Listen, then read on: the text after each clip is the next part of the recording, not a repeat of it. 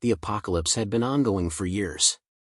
Society, once full of vibrant cities and endless opportunities, was now nothing more than a hollow shell, overrun by the undead. The infected roamed the streets in their mindless pursuit of human flesh, and the world had adapted to this new reality. Survivors formed tight-knit groups, living in constant fear of both the monsters outside and the desperate hunger that gnawed away at them. Among these survivors was a small band of hardened individuals, holed up in an old supermarket deep within the ruins of a once thriving city. They were living on the edge, food was scarce, and trust among them was at an all-time low. No one knew how much longer they could last. The group had been together for nearly 6 months, scraping by with whatever they could find. Yet, the longer they survived, the more they began to feel something far worse than the undead: hunger.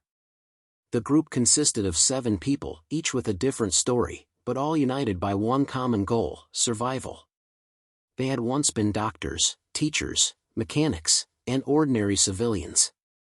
Now, they were nothing more than scavengers, constantly searching for anything that could stave off the gnawing emptiness in their bellies. But the food they had hoarded in the early days of the outbreak was running out. The cans of beans, the bags of rice, the few bottles of water, they were almost gone. The supermarket had once seemed like a fortress, stocked with supplies that could last a lifetime. Now, it was a prison with walls made of empty shelves. For weeks, the group had ventured out in search of fresh food, but the city had long since been stripped bare. Any nearby farms had been overrun by zombies, and the once bustling market district was now a wasteland. The survivors were no longer hunting for undead to fight or shelters to fortify. They were hunting for something more vital than any weapon: food. There was one among them, a former scientist named Dr. Olivia Stone, who had begun to notice an alarming trend. The undead, once slow and relentless in their pursuit of human flesh, were changing. They were growing weaker. Their rotting bodies, which once had an insatiable hunger for human flesh, were now beginning to slow down, their movements sluggish and uncoordinated. Their once terrifying roars had become feeble groans, and their eyes, once full of rage, seemed to reflect only emptiness. The zombies were starving, too. "Something's not right," Dr. Stone murmured to herself, watching one of the undead stagger past their hiding spot. The creature, a woman in a torn blue dress, had once been a threat. Now, she was little more than a husk. Her body had decomposed so much that she was barely able to walk, her limbs shaking with each step. "They're dying. Not from our attacks, but from hunger." It was a terrifying realization.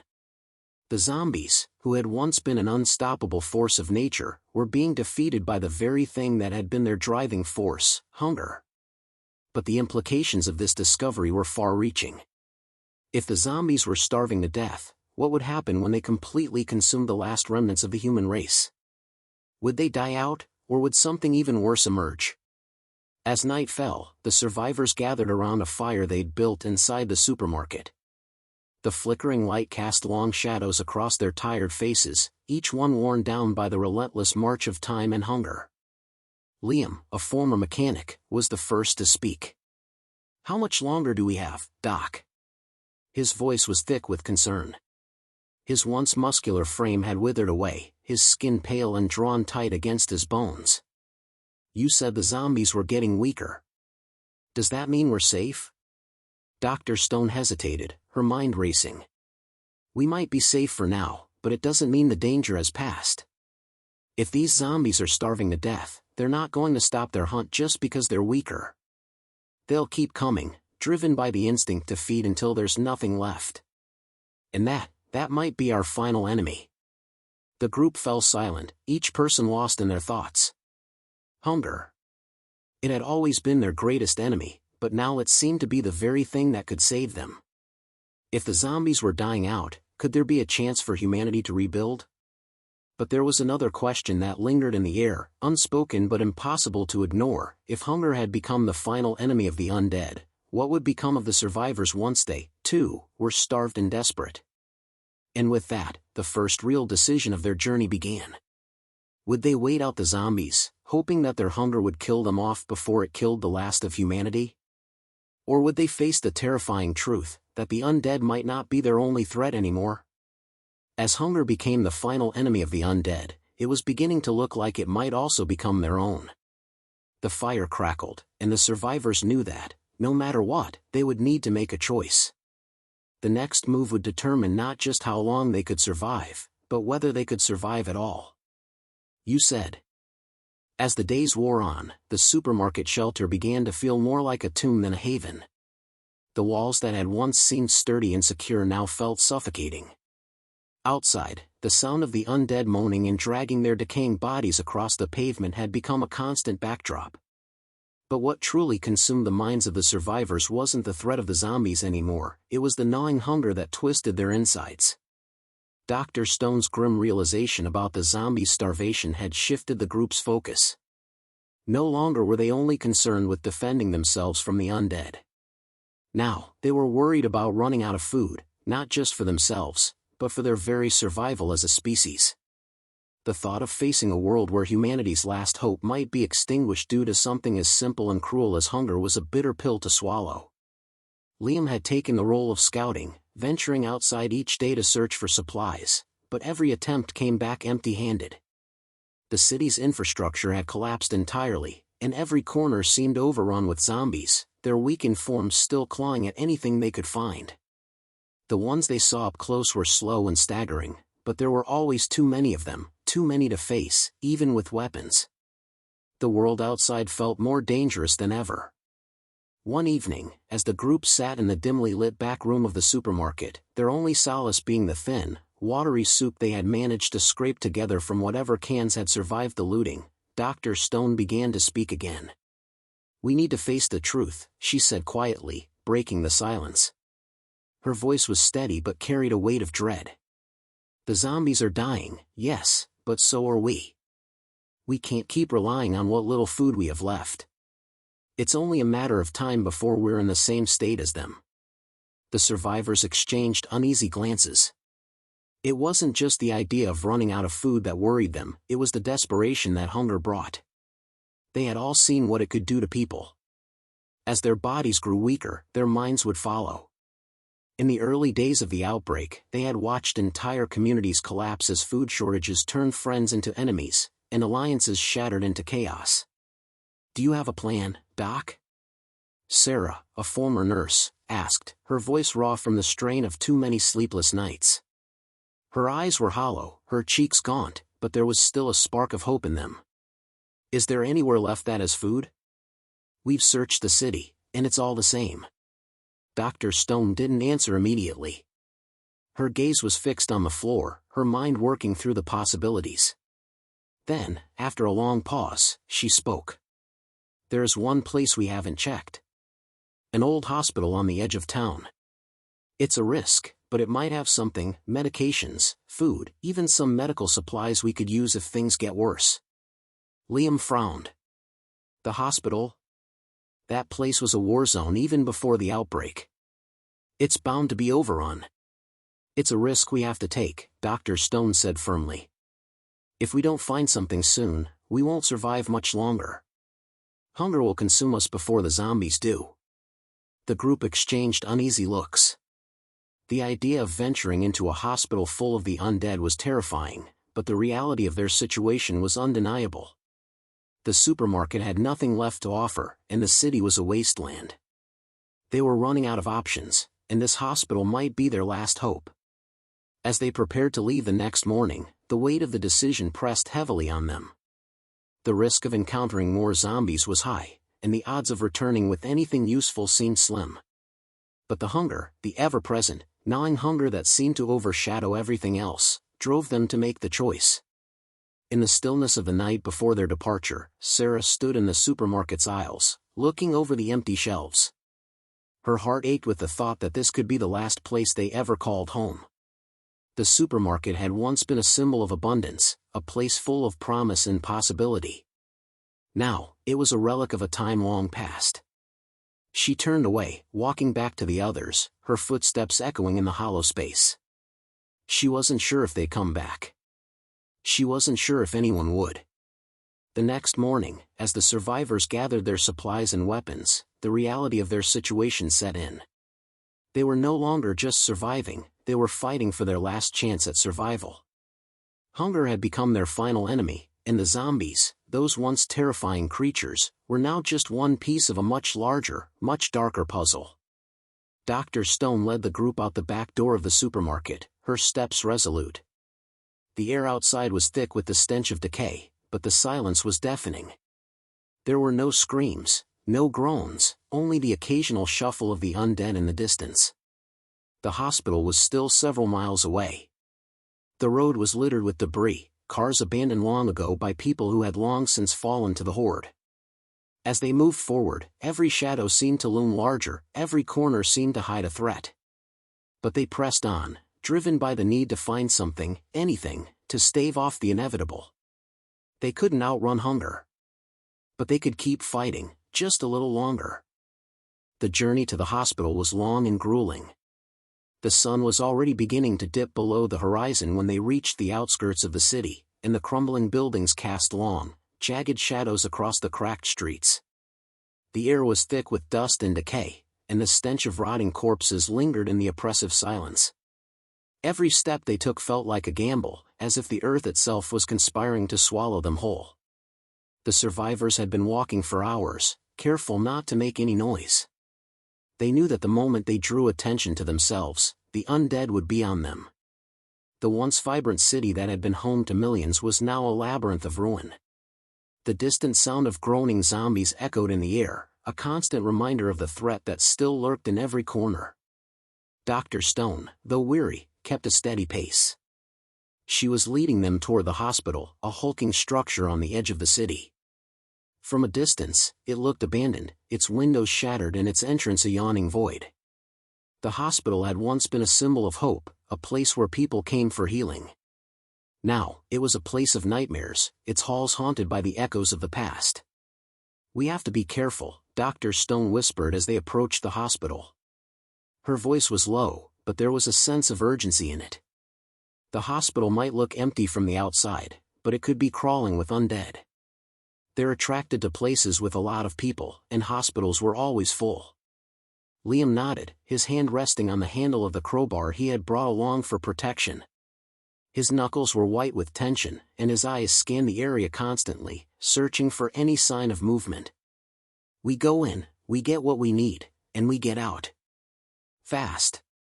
The survivors formed a loose line, moving cautiously toward the main entrance. The door was slightly ajar, swinging on rusted hinges in the wind. Inside, it was pitch black, save for the faint light streaming through broken windows. The smell of mildew and decay was overpowering, and every step they took seemed to echo through the empty hallways. Dr. Stone led the way, her flashlight cutting through the darkness. They moved slowly, avoiding the areas where the floor had caved in or where debris had piled up. The hospital had once been a state-of-the-art facility, but now it was nothing more than a shell of its former self. The walls were cracked, the floors were stained with grime, and there was a pervasive sense of emptiness in the air. As they moved deeper into the building, the silence grew more oppressive. There was no sound of shuffling feet, no moans from the undead. The group began to feel a sense of eerie calm, but Dr. Stone's instincts told her not to trust it. "They're here," she murmured, her voice tight with anxiety. Just as she spoke, a loud crash echoed from down the hallway. The survivors froze, their bodies tense with fear. The sound had come from the emergency room. For a moment, no one moved. Then, without warning, the door to the emergency room burst open, and a small group of zombies stumbled out into the corridor. The survivors instinctively raised their weapons, but Dr. Stone held up a hand. "Wait," she whispered urgently. "These ones are weak. Look at them." The zombies were slow, their movements sluggish and uncoordinated. They were clearly malnourished, their once ferocious bodies withered and decayed. Their hunger was still present, but it seemed to have drained their strength. The survivors could see the brittle bones beneath the thin layers of flesh, the hollow eyes that no longer gleamed with the same predatory intensity they had in the past. Liam cursed under his breath. "If they're all like this, they won't be a problem." But Dr. Stone shook her head. "We don't know how many are inside. We need to move quietly and stick together. The group proceeded, now with a heightened sense of caution. They moved past the emergency room, following the darkened hallways to the hospital's supply area. The door to the storeroom was locked, but Liam quickly pried it open with his crowbar. Inside, the shelves were nearly bare, but there were a few cans of food left, stale bread, canned vegetables, and some medical supplies that might be useful. Dr. Stone quickly began gathering what she could, her hands moving with practiced efficiency. "This is all we can take for now," she said. "It's not much, but it's better than nothing." The group was about to leave when they heard a sound that made their blood run cold, a low, guttural growl coming from the hallway. It wasn't the sound of a weak, starving zombie. It was something different, something far more menacing. The survivors turned, their hearts pounding in their chests. From the shadows emerged a figure, a towering, bloated zombie, its body grotesquely swollen with rot. It was still alive, but barely. Its flesh was stretched tight over its frame, and its movements were slow and lumbering. The survivors froze in terror as it let out a low hiss, its eyes locking onto them. "Run!" Dr. Stone screamed, but it was too late. The bloated zombie lunged, its mouth snapping open as it advanced on them with surprising speed. The survivors scrambled for cover, but the space was too small, and the monster was too close. Liam swung his crowbar, striking the creature's arm with a sickening crunch, but it didn't stop. The group was trapped.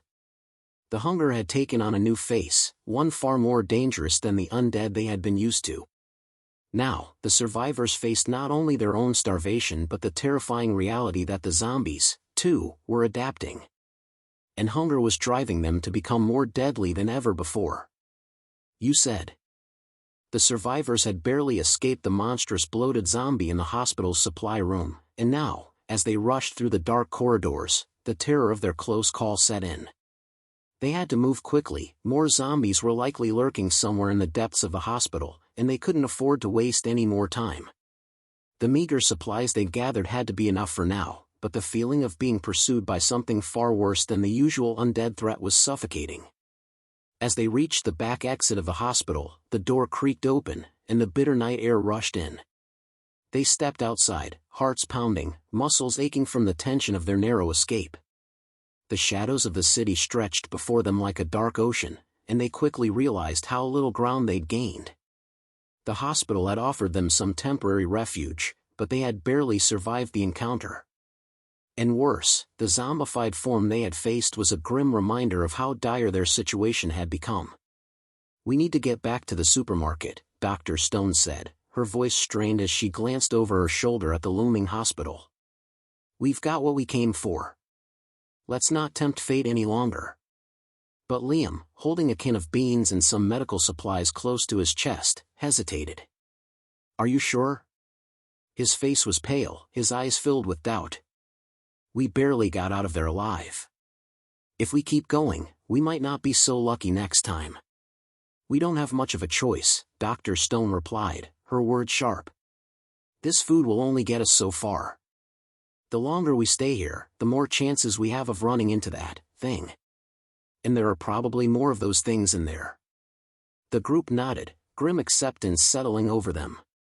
They turned and began making their way back to the supermarket, keeping their steps light and their heads on a swivel. But the uneasy silence between them was palpable. They were physically drained, emotionally taxed, and mentally on the edge. Hunger gnawed at them, but now there was something else, something darker. The air felt heavier as they approached their old shelter, and even though they couldn't see it, they all knew the building's walls weren't as reassuring as they once had been. The world outside was collapsing, the very air heavy with the scent of decay. The supermarket was no longer the haven it had once been. When they reached the front entrance, Dr. Stone stopped and peered through the broken glass doors. She could see movement inside, but it wasn't the slow shuffle of zombies. There were human figures, though they didn't look like the survivors they had left behind. They looked more like scavengers, dirty, desperate, and hungry in a way that mirrored their own. "Stay back," she whispered urgently. "It looks like someone else has found this place. We don't know who they are. It's too dangerous." They huddled in the shadows outside the supermarket, trying to assess the situation. They had to decide, wait it out and see if the newcomers would leave or take action now. The other option, the one they all feared, was to confront them head-on. Liam's eyes were hard as he scanned the store's interior. We don't have time to wait. If they're here for food, they'll try to take what we have left. We're already on our last leg. Dr. Stone nodded. We can't risk them taking what little we've got. Let's get inside and assess. If it's too dangerous, we'll leave. But we have to be prepared for anything. The survivors crouched low and made their way around to the side of the building, taking care not to make a sound. The other group hadn't noticed them yet, so they moved swiftly, making their way to the back entrance of the supermarket. Dr. Stone led the way, her eyes darting from one corner to the next. The group followed, but the tension between them was unbearable. What would they find once they entered? As they crept into the back hallways of the store, they found the survivors, the scavengers, inside the main stockroom. The group was smaller than they expected, no more than 3 people. 2 men and a woman. They were hunched over, rifling through boxes and bags, clearly looking for anything of value. Their faces were gaunt, their eyes bloodshot, and their clothes torn. The woman held a makeshift knife in her hand, and one of the men was clutching a dirty bag of what looked like stolen supplies. Liam motioned for the group to stay silent. They had the advantage of surprise, and they could take them out if they needed to. But Dr. Stone, ever the pragmatist, didn't want to escalate the situation unnecessarily. The last thing they needed was more violence. Let's just get what we need and leave, Dr. Stone whispered. If they don't notice us, we can avoid conflict. But as if on cue, one of the men turned toward the hallway, his eyes locking with Dr. Stone's. He froze for a moment, his gaze widening as if he had seen a ghost. Then, his expression shifted into one of intense hunger and desperation. You, the man rasped, his voice thick with both fear and desire. You're the ones who took everything from the shelves, aren't you? There was a beat of silence. Then, the woman raised her makeshift knife and shouted, We know you've been hoarding food. We've been watching you. Don't think we won't take what's ours. Liam's hand instinctively tightened around his crowbar, but Dr. Stone stepped forward, holding her hands out in a gesture of peace. We don't want trouble. We're just trying to survive, she said, her voice calm but firm. The man, now visibly shaking, took a step forward. Survival means more than just food, lady. It means taking what you need, even if it's from someone else. And you've got plenty. Dr. Stone's heart sank. These were not people she could reason with, not when hunger had turned them into predators. Their faces were twisted with the same desperation they had seen in themselves, a mirror of the hunger that had begun to consume them all. In that moment, Dr. Stone knew that hunger wasn't just an enemy of the undead. It was an enemy of the living, too. The worst part was that it made everyone a potential monster. The air in the supermarket stockroom grew thick with tension. The scavengers, once strangers, had now become threats, their eyes wild with hunger and distrust. Dr. Stone took a careful step back, trying to assess the situation. The sound of the woman's knife scraping against the floor was a jarring reminder that this was no longer just a matter of surviving the undead. This was about surviving each other. The man with the bag of stolen supplies shifted his stance, positioning himself between the survivors and the others. His eyes flicked from Dr. Stone to Liam, to the others. He was calculating, weighing his next move. Hunger, it seemed, was the only thing that mattered to him now. You don't have to do this, Dr. Stone said quietly, her voice carrying an edge of desperation. We're not enemies. We're just looking for food, like you. We don't want trouble. The man sneered, his face tight with anger and suspicion. No one's looking for trouble, Doc. But you sure seem like you have everything we need. Don't act like you've got the moral high ground just because you're playing at survival. Out here, it's all about taking what you can. And you've taken more than your fair share. Liam took a slow, steadying breath. His eyes were narrow, and the muscles in his shoulders tensed. Every fiber of his being screamed at him to act, to protect the group from this threat. The thought of confrontation was all too familiar now. But Dr. Stone held her hand up again, a silent command for him to stay back. "Listen," she said, her voice steady but desperate. "We didn't take from anyone. We found what we could, and we're just trying to make it through. If you need food, we'll share. We have enough to last a few days. It's not much, but it might be enough to get you through until you find more." The scavenger woman with the knife snorted, stepping forward with a dangerous glint in her eye. "You think you can just give us your leftovers and we'll be fine with it? We've been scraping by for weeks, and we've seen others like you, others who think they're better, that they can hold on to what they find. But out here, we all do what we have to do to survive." Dr. Stone's gaze shifted to the back of the stockroom, where crates and shelves lined the walls. There were a few remaining bags of rice, some cans of soup, and a stash of bottled water. It wasn't much, but it was enough to stretch for a few more days. She had no choice but to make a move before things spiraled out of control.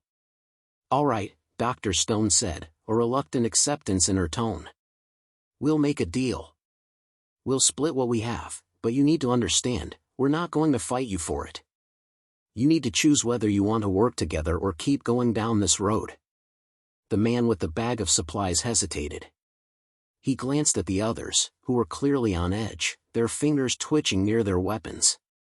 Then, with a slow, deliberate motion, he nodded, his eyes narrowing as if he had just made a decision. "You're right," he said. "We can't keep doing this. Maybe there's a way for all of us to make it.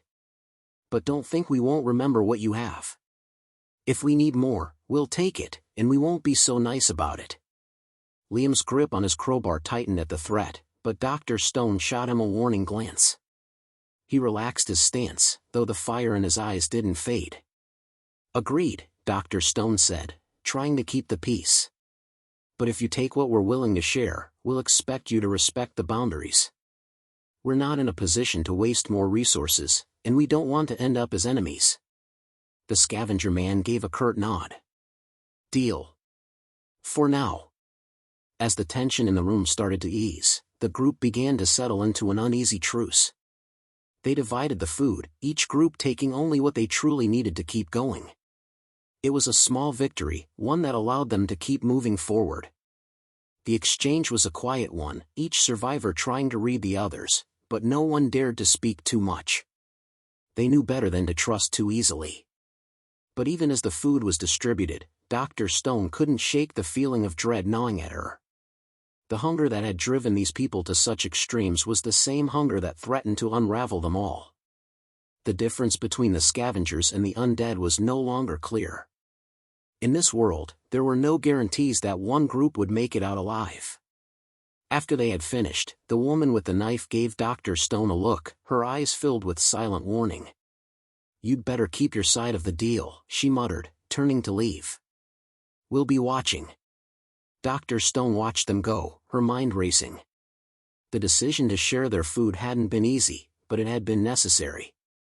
As the scavengers disappeared into the shadows of the supermarket, she turned to the others, a grim expression on her face. "We've bought ourselves some time," she said, her voice heavy with the weight of what lay ahead. "But we can't let our guard down. Not for a second." Liam didn't say anything. He simply nodded, his eyes dark and brooding. They all knew what Dr. Stone meant. Hunger, whether from the living or the undead, would be their undoing if they weren't careful. But the question that lingered in Dr. Stone's mind was a more troubling one. Could they truly trust each other when survival was the only currency that mattered? The worst part? Hunger had become more than just an enemy of the undead. It was the final enemy of the living as well. The night stretched on, and the supermarket, once a sanctuary, now felt like a ticking time bomb. The survivors huddled together, the crackling of a small fire the only sound breaking the silence. Even with the scavengers gone, the air was thick with unease. They had managed to secure a temporary truce, but that didn't mean the threat had passed. Hunger, both literal and metaphorical, had become the most dangerous force in their world. Dr. Stone sat on a crate, sorting through the small pile of medical supplies they had managed to salvage earlier. Her hands moved mechanically, but her mind was far away. she couldn't shake the feeling that they were teetering on the edge of something irreversible. The scavengers hadn't been the only ones with a dangerous hunger. Liam was pacing near the entrance, glancing out into the darkened streets, his crowbar held loosely in his hand. His eyes were sharp, scanning the empty parking lot, though he couldn't shake the feeling that something was off. The world around them had changed. The once bright streets now looked hollow, as if the very life had been drained from them. Not just from the undead, but from everything. The hunger in the air was palpable. Are we really doing the right thing? Liam asked suddenly, his voice low but edged with frustration. Dr. Stone looked up from her work, meeting his eyes. What do you mean? He stopped pacing, glancing at the others who were quietly eating their portion of the meager rations they had left. We keep talking about survival, but every time we take a step forward, it feels like we're just digging ourselves deeper into this hole. We shared food with them, those scavengers, but what's stopping them from coming back for more? What's stopping them from taking it all? She understood his fears. They were her fears too. But there was no easy answer. If they didn't find a way to work together, even temporarily, they wouldn't last long. The thought of isolation, of running from group to group, scavenging for scraps, was too much to bear. They needed each other, even if that need was born out of desperation. We didn't have much choice, Liam, Dr. Stone replied, trying to keep her voice calm, though she could hear the cracks in it. We could have fought them, but that would have only made things worse. We're all struggling to survive. They were no different from us. And if they come back for more? Liam asked, his tone darkening. What do we do then? Dr. Stone didn't have an answer. The thought gnawed at her. If they came back, would they be able to defend themselves? Would they turn on each other if hunger pushed them too far? We'll be ready, she finally said, though the words felt hollow even as they left her lips.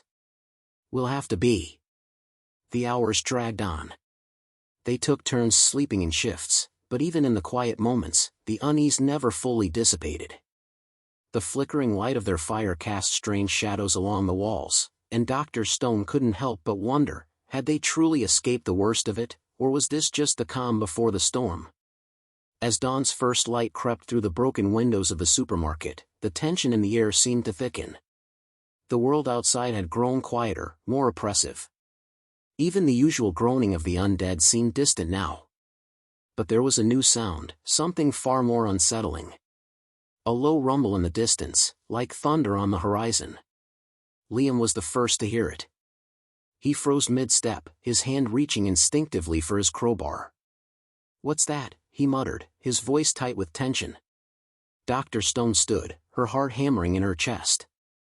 The noise was getting louder. She could feel it vibrating through the floor beneath her feet. The others were already waking up, rubbing their eyes and looking around in confusion. Then, they heard it. The unmistakable sound of a motor, an engine. "They're back," Dr. Stone said under her breath. Liam's eyes flashed with panic. The scavengers? No, Dr. Stone's voice was steady, though her mind was racing. The sound was too deep, too powerful for a small group of survivors. It was a vehicle, a truck, maybe. But there was no way to know for sure until they saw it for themselves. "We need to get to the back. Now." The survivors scrambled, grabbing what little they had left.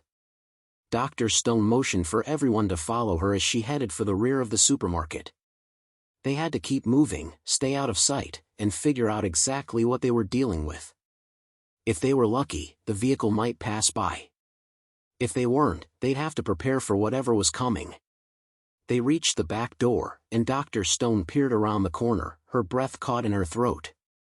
A large, rusted truck was pulling into the parking lot, its engine growling ominously. But it wasn't just any truck. It was a convoy, at least 3 more vehicles were following behind it. "Who the hell are they?" Liam whispered, his eyes narrowing in suspicion. Dr. Stone swallowed hard. "I don't know. But they've got something we don't. And that something is food, weapons. Maybe even a way out." The convoy stopped, and the sound of the engines sputtered to a halt. People began spilling out of the vehicles, 5, maybe 6, armed with rifles and dressed in mismatched gear. Their faces were dirty, their eyes hard and cold. A man in his 40s, wearing a blood-stained jacket, stepped forward and waved his hand. "You guys in there," he shouted. "We know you're hiding. We've got food and supplies. We'll trade. But we're not asking for much. Just some of that water." Dr. Stone's pulse quickened. This was the opportunity they had been waiting for, a trade, a chance to get back on their feet. But something about the man's tone, his posture, set her on edge. This wasn't a simple exchange of goods. This felt like a test of whether they would bend to this new, brutal world, or if they would be crushed by it. She glanced at Liam, his eyes filled with the same mixture of fear and hope. "Stay back," Dr. Stone whispered. "We don't know who they are yet." The line between survival and sacrifice was becoming thinner by the second. The hunger of the living might be more dangerous than the hunger of the undead. But the choices they made in the next few minutes might decide whether they lived, or became the next meal. The convoy's vehicles loomed in the parking lot like giants in the gray morning light. The survivors huddled behind the supermarket's crumbling walls, their eyes scanning the armed group that had arrived. The truck engines idled softly in the background, their exhaust fumes mixing with the cold air. Dr. Stone's thoughts raced as she considered the situation. Could they trust these people? Was this a trap? If it was, the consequences could be disastrous. But if it wasn't? If it was their only chance to escape, to survive? Liam's voice broke the silence, low and urgent. "We can't just stand here. We need to make a move. If they've got food, we take it. We don't know when we'll get another shot at something like this." Dr. Stone shook her head. "We're not just taking food. We have to approach this carefully. There's more at stake than just supplies. We don't know who they are or what they want. This could be worse than the scavengers. They're armed and dangerous. But they've got what we need," Liam argued, his voice tinged with frustration. He looked out at the convoy again, sizing up the men and women now gathered around the vehicles, talking among themselves. There were at least 6 of them. Armed. Unforgiving. Hungry. "We need to talk to them," Dr. Stone replied, her voice calm but firm. "But we need to be smart about it. We don't know if they'll just take everything from us or if they want something else." The man who had spoken earlier, wearing the blood-stained jacket, was now standing in the open, his hands raised in an attempt to show he meant no immediate harm. His expression was serious, but there was a glint of something cold in his eyes. A man hardened by this new world. A man who had survived, but perhaps at the cost of his humanity. Dr. Stone turned to the others. "Stay back. Let me handle this." Liam opened his mouth to protest, but she cut him off with a look. "We need to know what they're offering. We can't be rash. Not now." The rest of the survivors nodded reluctantly, staying put as Dr. Stone moved forward. Her heart was hammering in her chest, her every instinct telling her to retreat, to keep hiding, to not take the risk. But survival was about risk. Always had been. And this might be their last chance to find something they needed. She stepped out into the open, hands held slightly out to the side in a gesture of neutrality. She was met by the man in the blood-stained jacket, his gaze assessing her as she drew closer. He didn't move for a moment, just studied her. "You're the doctor, right?" he asked, his voice rough. "I've heard about your group. People said you had some kind of safe place here. Looks like you're in a bit of a bind, huh?" Dr. Stone kept her voice steady. "We're just trying to survive. Like everyone else. What do you want?" The man's lips curled into a half-smile, though it didn't reach his eyes. "We're not here to cause trouble. We've got what you need, food, water, medical supplies. But we don't give handouts. You've got to prove you're worth it." Dr. Stone's stomach tightened. Prove they were worth it? What did that mean? "What's the catch?" she asked, trying to mask the suspicion in her voice. The man's smile faded, replaced by a more serious expression. "It's simple. We need something from you in return." There's a place we've been scoping out. Some sort of warehouse, a stash of supplies, we think. It's about a day's walk from here, but it's well defended. We're looking for people who know how to handle themselves, to help us get to it. Dr. Stone's mind raced. A stash of supplies? It could be just what they needed. But she had to wonder, what kind of people were they really dealing with here? Were these people trustworthy, or were they taking advantage of their desperation? And what happens if we say no? Dr. Stone asked, her voice careful. The man's gaze hardened. Then you're on your own. We're not here to be nice. We've survived this long by making tough choices, and if you're not willing to do the same, then maybe we can't help you. Simple as that. Dr. Stone swallowed the lump in her throat. There it was, the ugly truth of the new world. There were no easy choices, only harder ones. The question was, could they trust these people enough to take the risk? Her mind flashed back to the scavengers, the ones they had just barely dealt with hours before. Could they survive another betrayal? Or would this be their chance to build something bigger, to take a real step toward rebuilding the future? We'll consider your offer, Dr. Stone said after a long pause. But we need time to think. We'll let you know by the end of the day. The man raised an eyebrow. I don't have all day, Doc. But fine. You've got a few hours. We'll be here. He turned, giving a signal to his group. The convoy began to reorganize, preparing their vehicles, their weapons. They were ready to leave at a moment's notice. As the man retreated, Dr. Stone stood frozen for a long moment, her heart racing. The decision would have to be made soon. Her eyes flicked back to the survivors in the supermarket, who were watching her every move, waiting for her judgment. Liam was already looking at her, his eyes wide with anxiety. He was waiting for an answer, just as much as she was. She took a deep breath and turned back to the others. We have to decide, now. We can either trust them, or face the consequences of turning them away. Liam didn't say anything. But his face said it all, he knew what they needed. They needed to act. Fast. The air around them seemed to grow heavier. The line between survival and surrender was thinning. They didn't have much time left. What would they do when the choice was no longer theirs to make? Let's talk, Dr. Stone said, the weight of what they were about to decide settling deep in her chest. It's time we make a choice. The air was thick with tension as Dr. Stone and the survivors huddled together in the supermarket's dimly lit backroom. Outside, the convoy's trucks loomed like predators waiting for the right moment to pounce.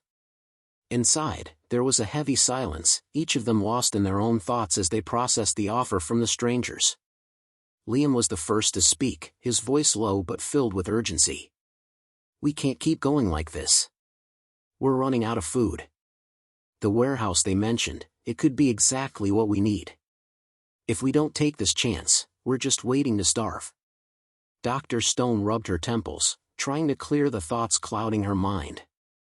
She knew they were running out of options, but could they really trust these people?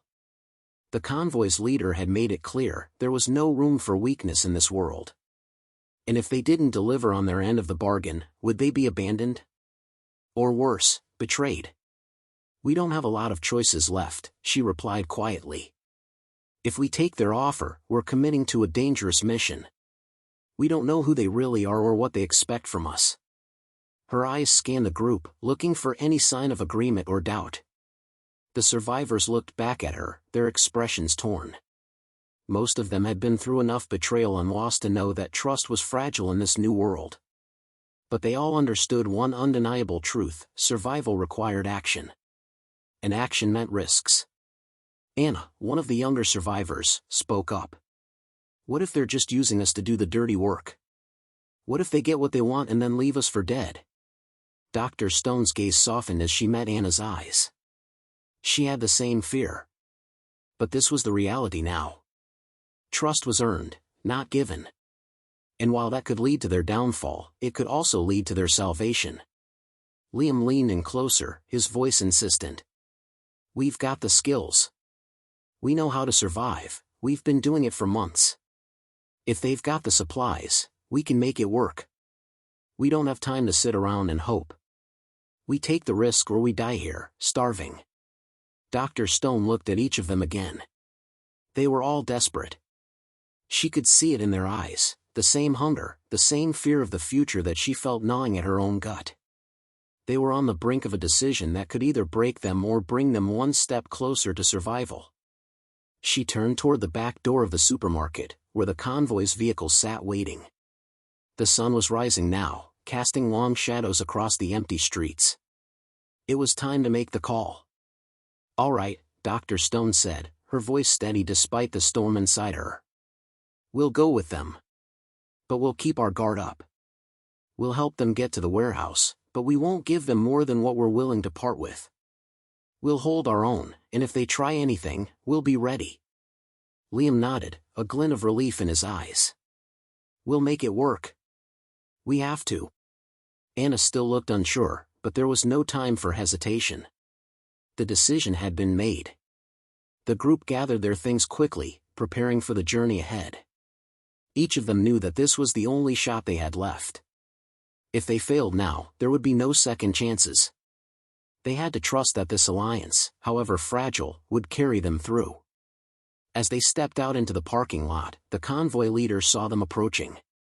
He gave a tight, calculating smile, nodding as he motioned for them to join him. "Good to see you're making the right choice," he said, his voice gruff but satisfied. "Let's get moving." The convoy leader turned and began to lead the way to the warehouse, his men following closely behind. Dr. Stone and the others followed at a cautious distance, their eyes scanning the area for any signs of danger. As they walked, Dr. Stone couldn't help but glance at the faces of her companions. Each of them looked determined, but they all shared the same unspoken question: would this be the last decision they made as a group? Would they survive the next leg of their journey, or would they become just another casualty in the war of survival? For now, all they could do was walk. The future was uncertain, the path ahead fraught with danger. But this was their only chance. They reached the convoy's vehicles, where everyone piled into the trucks. The rumble of the engines drowned out any lingering doubts. The convoy leader called out directions, leading the group through the deserted streets, heading for the warehouse. But Dr. Stone knew that this journey wouldn't be just about supplies. This was about survival in its purest form, facing down the harsh realities of a world that no longer cared whether they lived or died. As the convoy moved into the distance, the supermarket faded into the background, swallowed by the silence of the wasteland. For the first time in days, Dr. Stone felt a glimmer of hope. But she knew better than to let it take root too deeply. In this world, hope was just another thing you had to fight for. The hunger of the undead was nothing compared to the hunger of the living. And as long as they had breath in their lungs, they would keep fighting. Whatever the cost. The end of the end had not come yet. But they were a step closer to finding out what came after.